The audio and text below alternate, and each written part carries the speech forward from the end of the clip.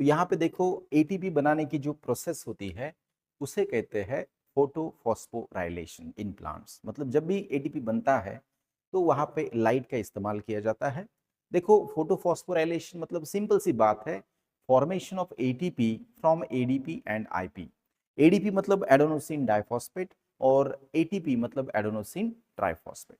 तो यहाँ पे फ्रेंड देखो फोटोफॉस्फोराइलेशन जब होता है तो उसके दो दो तरीके होते हैं। एक होता है साइक्लिक फोटोफॉस्फोराइलेशन और दूसरा होता है नॉन साइक्लिक फोटोफॉस्फोराइलेशन, साइक्लिक और नॉन साइक्लिक। तो फ्रेंड यहाँ पे हम बात करेंगे पहले साइक्लिक फोटोफॉस्फोराइलेशन क्या होता है। देखो यहाँ पे डेफिनेशन मैंने दिया है कि ATP form due to the cyclic flow of electron. Electron जब घूमता है लेकिन वो साइक्लिक घूमता है, मतलब जहां से निकला वहीं पे फिर से आएगा वो।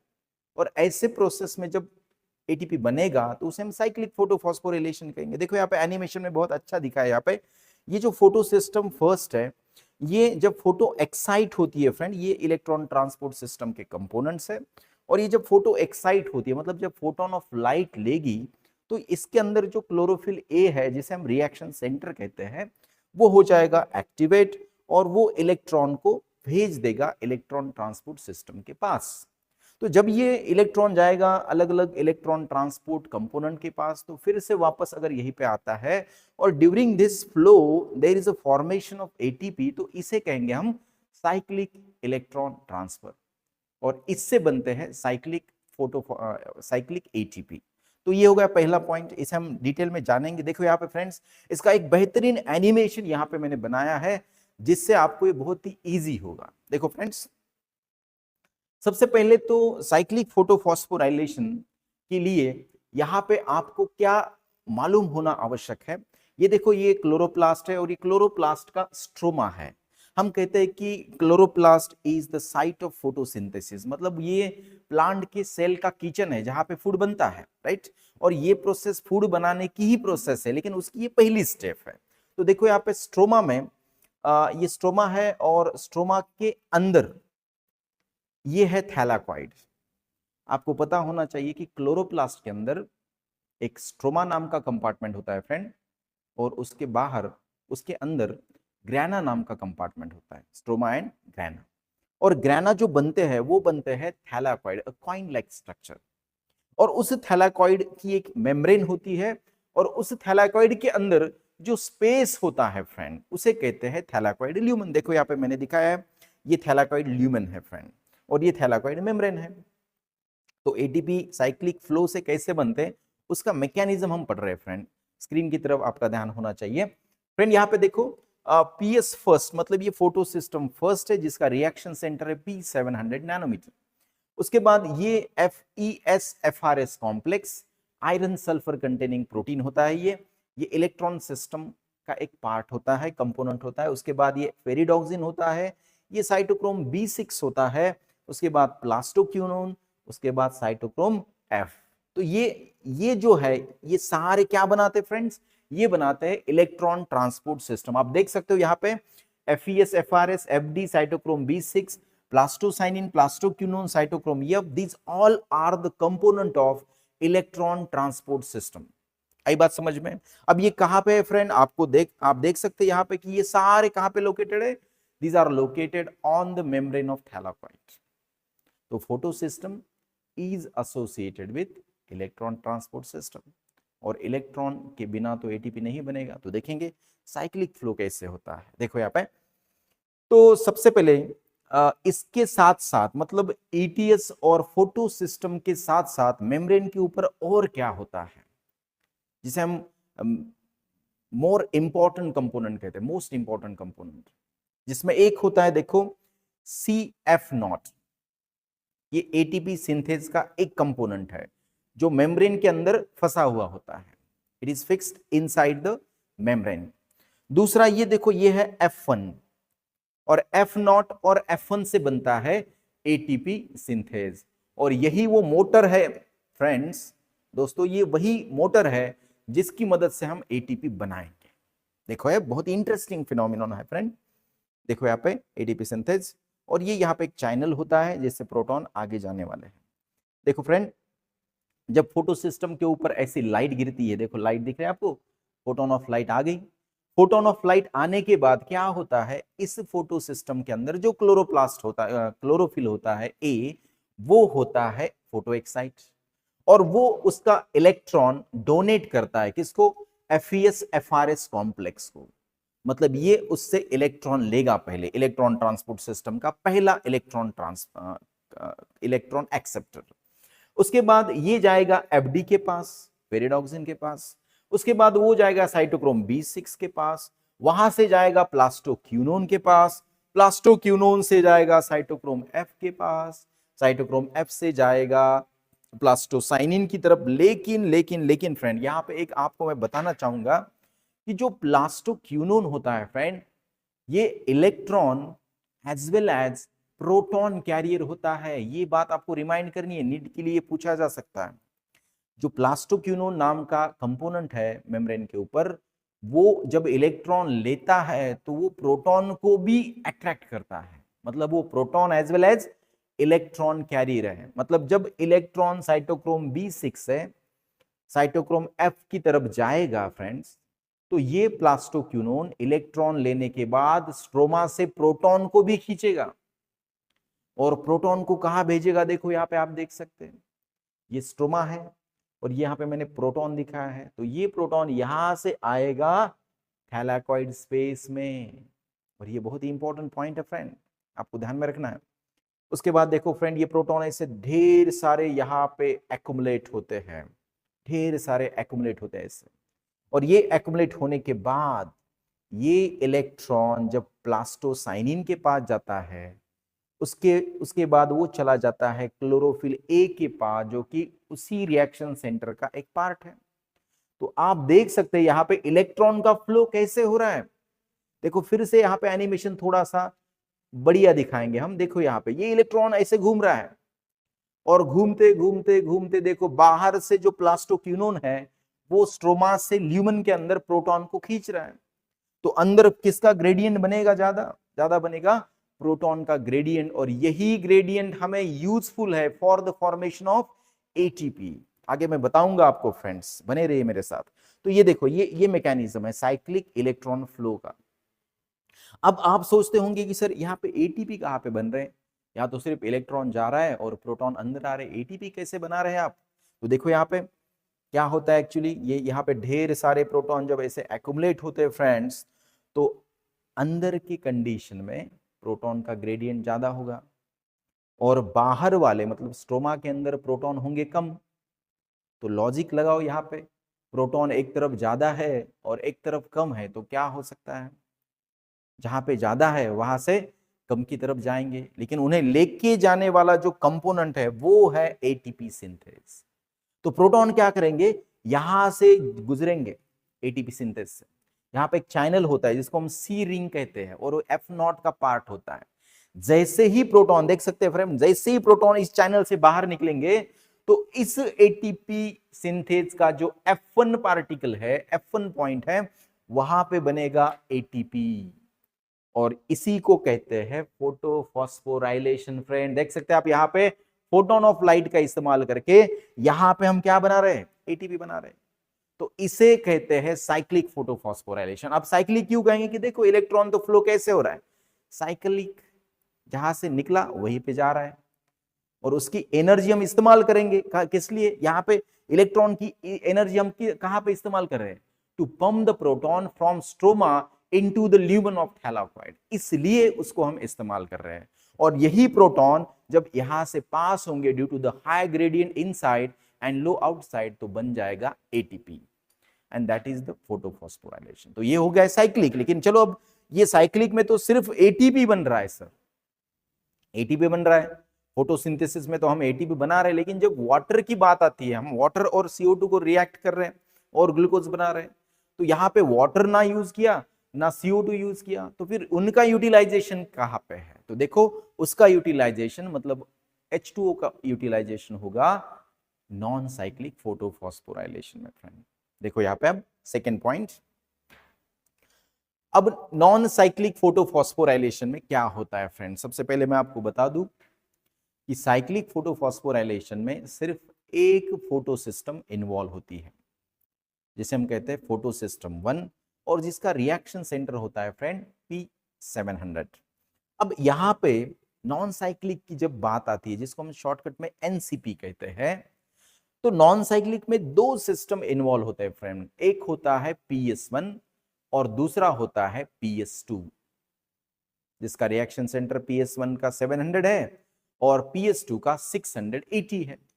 तो देखो क्या होता है, जब दोनों भी सिस्टम यहां पे फोटो एक्साइट होंगे तो होगा क्या, ATP फॉर्मेशन तो होगा, लेकिन PS सेकेंड से जो इलेक्ट्रॉन निकलेगा फ्रेंड्स, वो PS सेकेंड के पास फिर से वापस नहीं आएगा, वो जाएगा PS सेकेंड के पास और PS फर्स्ट से जाएगा दूसरे इलेक्ट्रॉन एक्सेप्टर के पास। मतलब the electron which is expelled from the PS second never come back to the PS second, and that is called non cyclic. इसको Z स्कीम भी कहा जाता है फ्रेंड। क्या कहा जाता है? Z scheme of electron transport. देखो यहाँ पे इसको हम डिटेल पढ़ेंगे एनिमेशन के साथ, और ये जो एनिमेशन है फ्रेंड, ये आपको बहुत हेल्प करेगा to understand the concept of NEET and AIIMS. तो फ्रेंड आपके दोस्तों के साथ इसे शेयर करें ताकि उनका भी बहुत ज्यादा वहां पे फायदा हो जाए। यस, देखो फ्रेंड, अब यहाँ पे नॉन साइक्लिक में क्या हो रहा है, ये फिर से स्ट्रोमा है और ये फिर से थैलाकॉइड मेम्ब्रेन है, थैलाकॉइड ल्यूमन है, राइट। लेकिन इस बार थोड़ा सा अलग सिनेरियो है। क्या अलग सिनेरियो सर? देखो यहाँ पे इस फोटो सिस्टम में, इस फोटो फॉस्फोराइलेशन में दो फोटो सिस्टम इन्वॉल्व हो रहे हैं, एक PS1 और एक PS2। तो दोनों को यहाँ पे हमें दिखाना पड़ेगा कि वो कैसे काम करते हैं। देखो यहाँ पे ये है PS सेकेंड और ये है PS1, दोनों भी थैलाकॉइड मेम्ब्रेन के ऊपर है। अब क्या होगा, इनके बीच में जो कंपोनेंट होंगे फ्रेंड्स, वो बनाएंगे इलेक्ट्रॉन ट्रांसपोर्ट सिस्टम। तो इलेक्ट्रॉन ट्रांसपोर्ट सिस्टम में सबसे पहला PS सेकेंड के पास होगा फियोफाइटिन, उसके बाद प्लास्टोक्यूनोन, उसके बाद साइटोक्रोम B6F, उसके बाद प्लास्टोसाइनिन, और PS फर्स्ट का होगा यहाँ पे FES-FRS, और उसके साथ होगा FD, और उसके बाद यहाँ पे FNR भी होता है, फेरिडोक्सिन NADP रिडक्टेज नाम का एंजाइम, जो थोड़ा सा outer side to thylakoid membrane होता है, स्टोमल साइड में होता है, वहां पे NADP बनते हैं, NADPH2 बनते हैं। तो फ्रेंड देखो ये सारे कंपोनेंट है, इनको हम कहते हैं, ये देखो ATP सिंथेस भी है यहाँ पे, ये चैनल F0 F1, और ये जो है ETS के पार्ट्स है, फियोफाइटिन, प्लास्टोक्यूनोन, साइटोक्रोम B6F और प्लास्टोसाइनिन। अब ये जो ATS के पार्ट है, अब होता क्या है, बहुत ही इंटरेस्टिंग है फ्रेंड। जो वाटर मॉलिक्यूल हम इस्तेमाल करते हैं फोटोसिंथेसिस प्रोसेस में, उस वाटर मॉलिक्यूल का एक्चुअल इस्तेमाल इस प्रोसेस में होने वाला है।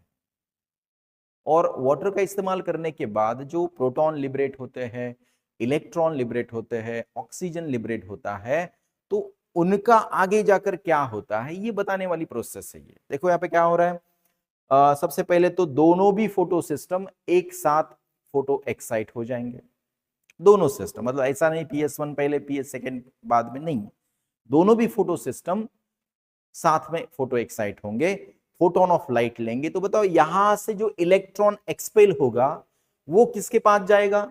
FES-FRS के पास जाएगा, और यहां से जो इलेक्ट्रॉन एक्सपेल होगा वो जाएगा pheophytin, that is the first electron acceptor in PS second, और यहां पे FES-FRS the first electron acceptor in PS1।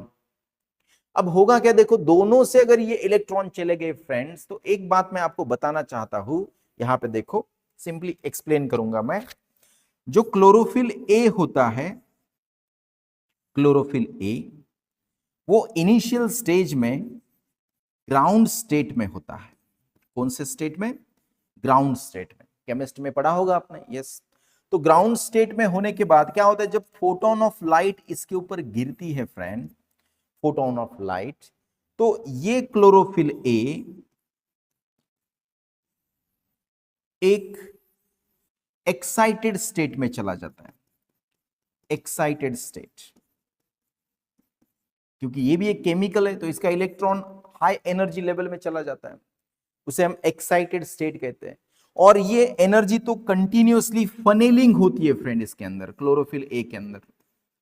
तो इलेक्ट्रॉन क्या होता है, एक टाइम ऐसा आ जाता है कि ये इलेक्ट्रॉन यहां से होता है एक्सपेल, मतलब छोड़ देता है क्लोरोफिल ए को। अब इमेजिन करो क्लोरोफिल ए से अगर इलेक्ट्रॉन चला गया तो क्या होगा, क्लोरोफिल ए के ऊपर कौन सा चार्ज आएगा, पॉजिटिव चार्ज। तो इस स्टेट को हम क्या कहते हैं फ्रेंड, आयोनाइज्ड स्टेट। क्या बोलते हैं इसको, आयोनाइज्ड स्टेट, मतलब पॉजिटिव चार्ज उसके ऊपर आ गया। अब बात करेंगे कि ये इलेक्ट्रॉन जाएगा कहां पे, तो ये जाएगा इलेक्ट्रॉन ट्रांसपोर्ट सिस्टम में, घूमेगा वहां पे। और इलेक्ट्रॉन ट्रांसपोर्ट सिस्टम से अगर फिर से वो यहां पे आ गया, सॉरी यहां पे अगर आ गया इधर, तो फिर से ये क्लोरोफिल कौन से स्टेट में आएगा, ग्राउंड स्टेट में, मतलब साइकिल चलती रहेगी। और ड्यूरिंग दिस प्रोसेस अगर एटीपी बनते हैं फ्रेंड, तो उसको हमने क्या नाम दिया, साइक्लिक फोटोफॉस्फोराइलेशन। लेकिन यहां से इलेक्ट्रॉन जाने वाला अगर इसके पास नहीं आता है तो ये ग्राउंड स्टेट में आएगा कैसे, तो इसीलिए है वाटर। उसे इलेक्ट्रॉन देने का काम कौन करता है, वाटर करता है। और इसीलिए तो फोटोलाइसिस होना आवश्यक है, क्योंकि क्लोरोफिल ए जो फोटो सिस्टम सेकेंड का है वो ग्राउंड स्टेट में आना आवश्यक है, ताकि और वो फोटोन ऑफ लाइट ले सके और फिर से प्रोसेस को कंटिन्यू कर सके। तो देखो फ्रेंड, यहां पे मैंने आपको बता दिया कि ग्राउंड स्टेट, एक्साइटेड स्टेट और आयनाइज्ड स्टेट। और आयनाइज्ड स्टेट सिर्फ 10⁻⁹ सेकंड के लिए होती है। इतने समय में वो इलेक्ट्रॉन वापस आता है तो साइक्लिक, अगर नहीं आता है तो वो हो गया नॉन साइक्लिक। ठीक है, तो हम नॉन साइक्लिक की बात यहां पे कर रहे हैं फ्रेंड्स। देखो अब ये क्लोरोफिल ए पीएस सेकेंड का, यहां से इलेक्ट्रॉन निकला, फियोफाइटिन के पास चला गया, पीएस1 से निकला, एफईएस एफआरएस के पास चला गया, एफडी के पास चला गया, एफडी से वो चला गया एनएडीपी के पास। और इलेक्ट्रॉन जब एनएडीपी लेगा तो उसके ऊपर नेगेटिव चार्ज आएगा, तो वो आयनाइज्ड स्टेट में चला जाएगा एनएडीपी।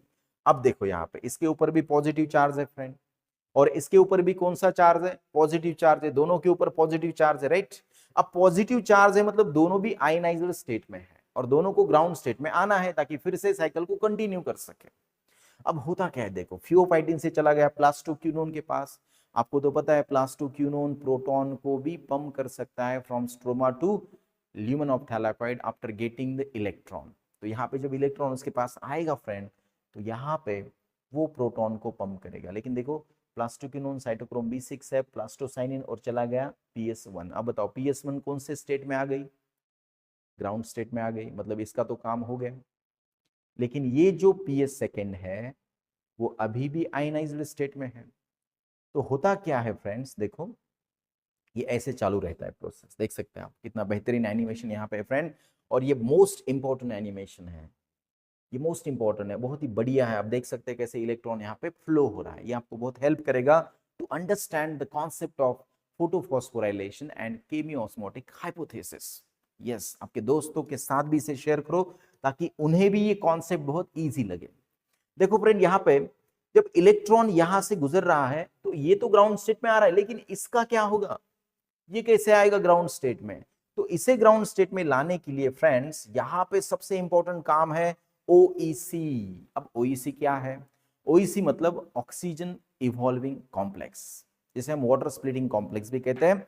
और इसमें ढेर सारे एंजाइम्स होते हैं और उन एंजाइम्स के लिए कैल्शियम, क्लोरीन और मैंगनीज नाम के कोफैक्टर लगते हैं to work out that enzyme complex.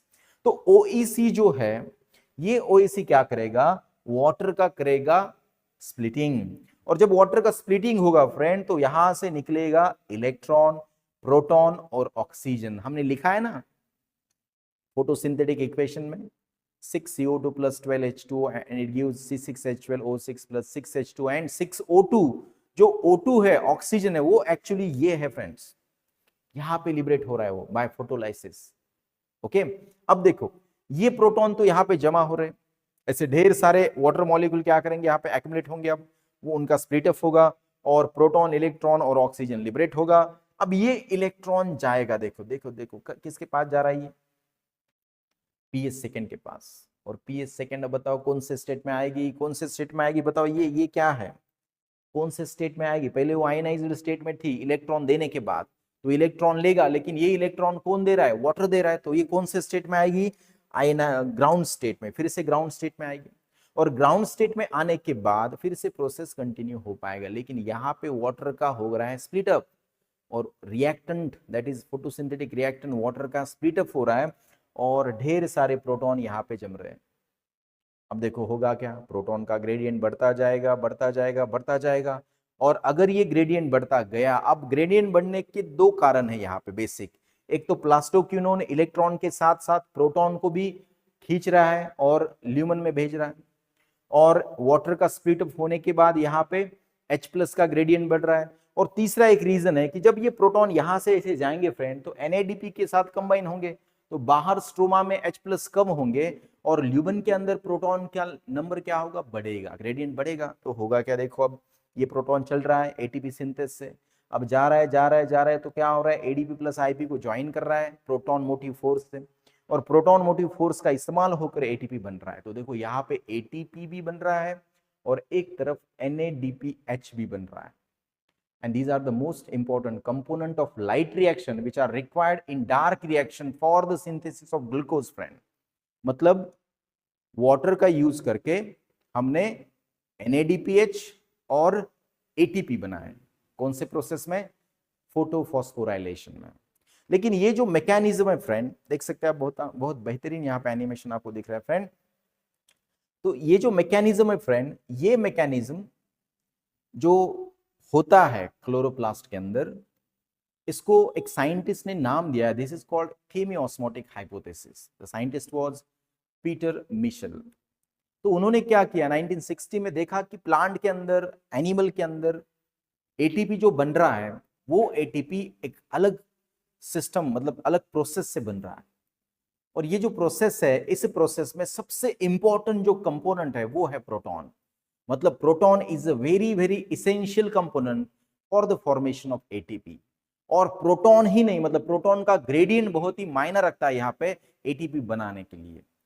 जैसे कि एक तरफ ज्यादा प्रोटॉन और दूसरी तरफ कम प्रोटॉन, तो एटीपी सिंथेस क्या करता है, उस प्रोटॉन के ग्रेडियंट को जब बाहर निकालता है ड्यू टू दैट ग्रेडियंट, तो एटीपी बनाने में हेल्प होता है। तो ये माइटोकॉन्ड्रिया के अंदर भी होता है फ्रेंड। आपको पता है कि माइटोकॉन्ड्रिया के अंदर भी आउटर और इनर मेम्ब्रेन होती है, और इनर मेम्ब्रेन के ऊपर जो 5th कॉम्प्लेक्स होता है एटीपी सिंथेस, उसी से प्रोटॉन बाहर से अंदर आते हैं और एटीपी बन जाता है। मतलब माइटोकॉन्ड्रिया और क्लोरोप्लास्ट में सेम मैकेनिज्म है एटीपी सिंथेसिस का, और जिसे कहा जाता है केमियोस्मोटिक हाइपोथेसिस फ्रेंड। देखो यहाँ पे फिर से एक बार, ये प्रोसेस है पूरा, मतलब साइक्लिक और नॉन साइक्लिक फोटोफॉस्फोराइलेशन में जो एटीपी और NADPH बन रहे हैं, वो कैसे बन रहे हैं, केमियोस्मोटिक हाइपोथेसिस से।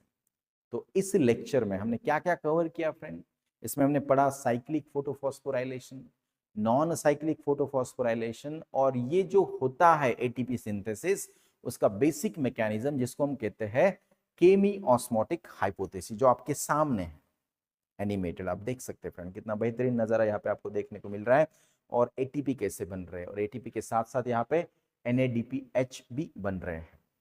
तो यहाँ पे एक पॉइंट ऐसा है कि causes of proton accumulation in thylakoid lumen, lumen के अंदर कैसे प्रोटॉन बढ़ते। तो पहले मैंने बताया आपको कि पहले तो फोटोलाइसिस ऑफ वाटर होता है, जिससे H+ लिबरेट होते हैं। दूसरा PQ shift H+ from stroma to lumen, lumen के अंदर स्ट्रोमा से प्रोटॉन को कौन भेजता है, PQ भेजता है। उसके बाद NADP रिडक्टेज जो होता है, वो क्या करता है कि H+ का यूटिलाइजेशन करता है जो स्ट्रोमा में जाते हैं, और NADPH बनाता है।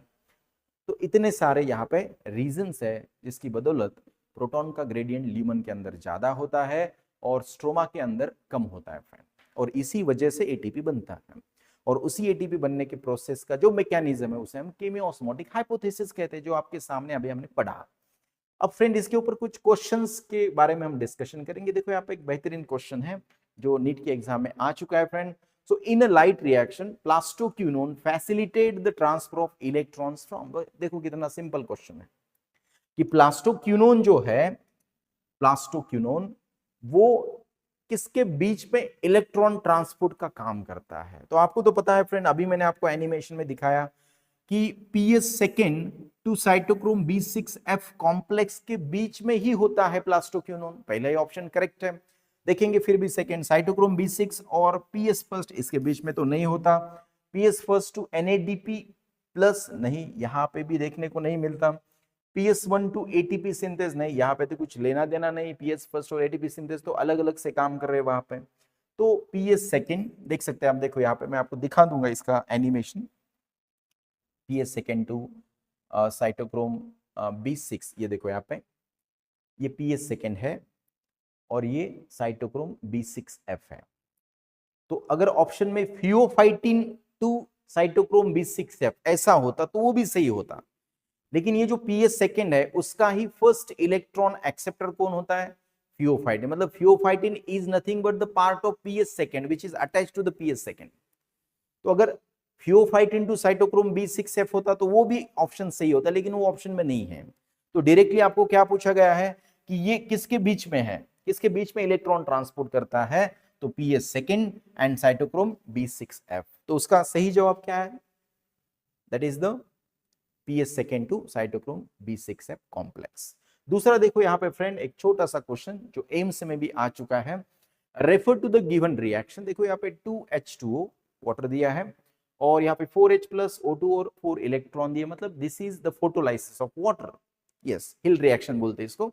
Where does this reaction takes place? In the chloroplast of plant. कितना सिंपल क्वेश्चन देखो यहाँ पे फ्रेंड कि कहाँ पे होता है फोटोलाइसिस, कहाँ पे होता है। अब ये अगर देखते हैं आप ये वाला एनिमेशन, तो कहाँ पे होता है? देखो फोटोलाइसिस ल्यूमन में हो रहा है, लेकिन ल्यूमन में डायरेक्टली कहीं पे भी नहीं होता, वो इनर मेम्ब्रेन की तरफ बैठा हुआ जो ऑक्सीजन इवॉल्विंग कॉम्प्लेक्स है, वाटर स्प्लिटिंग कॉम्प्लेक्स, वहां उसके पास हो रहा है। मतलब आउटर मेम्ब्रेन के पास हो रहा है या इनर मेम्ब्रेन के पास, ऐसा अगर पूछा जाए तो इनर मेम्ब्रेन, ये आंसर वहां पे हो सकता है फ्रेंड। तो देखो यहाँ पे इनर सरफेस ऑफ थैलाकोइड मेम्ब्रेन।